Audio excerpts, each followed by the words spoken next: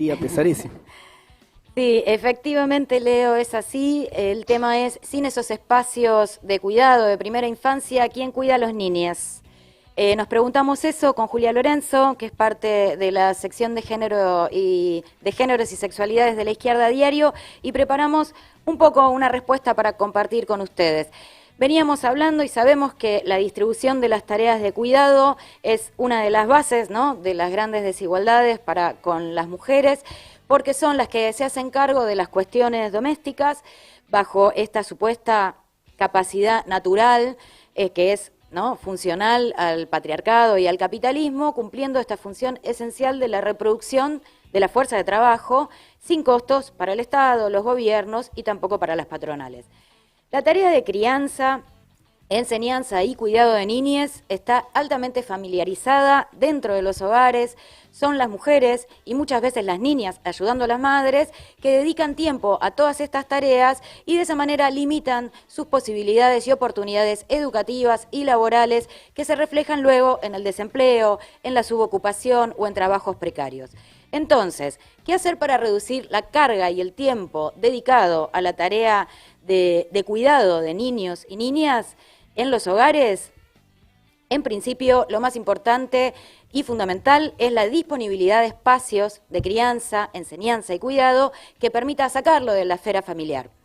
La pandemia dejó en evidencia la ausencia de políticas públicas de cuidado al respecto.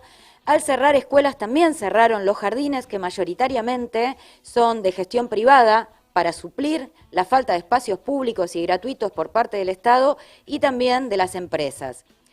Como la educación inicial en el país va desde los 45 días hasta los 5 años, pero es obligatoria la educación a partir de los 4 años, esto hace que el Estado prácticamente no tenga oferta para bebés y niños hasta 3 años, y gran parte de los jardines, como decíamos recién, son de gestión privada.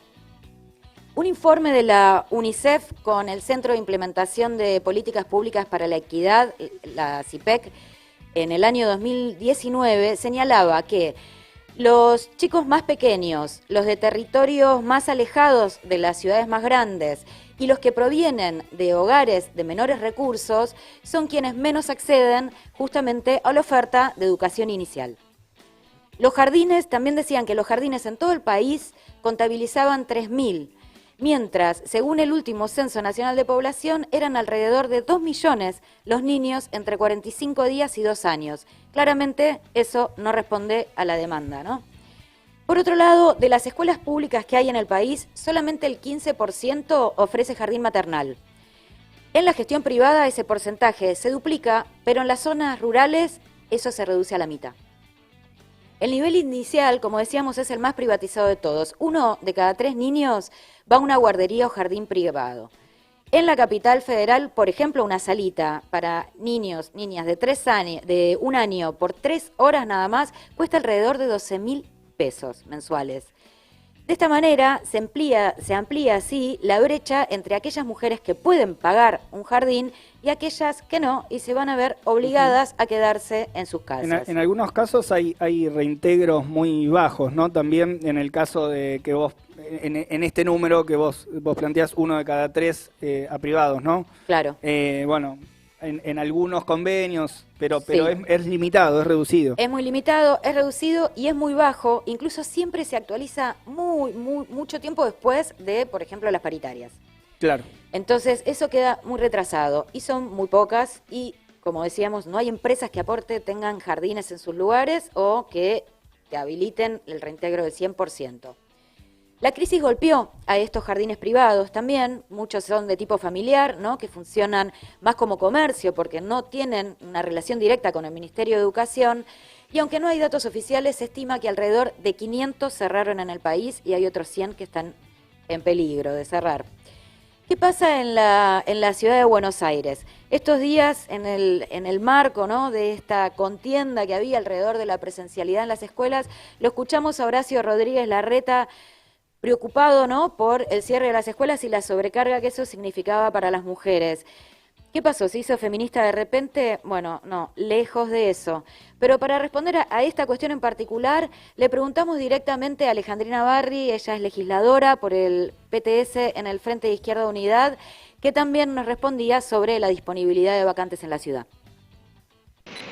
El tema de las vacantes es un tema que venimos peleando hace muchos años en común con Patricio del Corro, con Miriam Bregman, con colectivos el mismo colectivo Vacantes para Todos. Estos últimos días, ¿no? Alrededor de la discusión de la presencialidad en las escuelas, con una situación tan crítica, es muy chocante porque se abre en nombre de la defensa de la educación pública, cuando lo que se ha hecho durante tantos años es desinvertir en ella, bajar el presupuesto, y uno de los temas centrales es la falta de vacantes. Se estima que alrededor de 15.000 niños, niñas y adolescentes no encuentran vacante en la Ciudad de Buenos Aires. Hemos presentado todo tipo de pedidos de informes en la legislatura en relación a ello y obtuvimos un fallo, demostraba la falta de vacantes en la zona sur y Retiro particularmente, y ordenaba garantizar esas vacantes. Pero justamente, ¿no? Digo, este mismo tribunal, que es el que ordena las clases presenciales,